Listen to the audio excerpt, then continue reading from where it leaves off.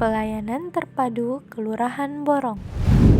Kelurahan Borong melayani berbagai pelayanan administrasi kelurahan di bidang pemerintahan, kependudukan,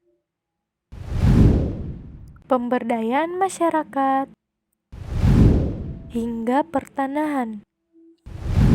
Bagi pemohon yang mempunyai urusan di kelurahan, akan dilayani setelah melengkapi berkas yang harus dilengkapi.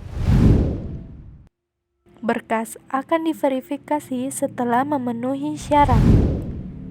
Sambil menunggu berkas diverifikasi, pemohon dapat menggunakan fasilitas yang disediakan untuk istirahat, sembari membaca artikel info tentang Kelurahan Borong. Setelah diverifikasi, berkas akan dilegalisir oleh staf kelurahan dan terakhir akan ditandatangani oleh pejabat lurah. Setelah melewati standar operasional prosedur yang berlaku, berkas akan dikembalikan kepada pemohon. Terima kasih.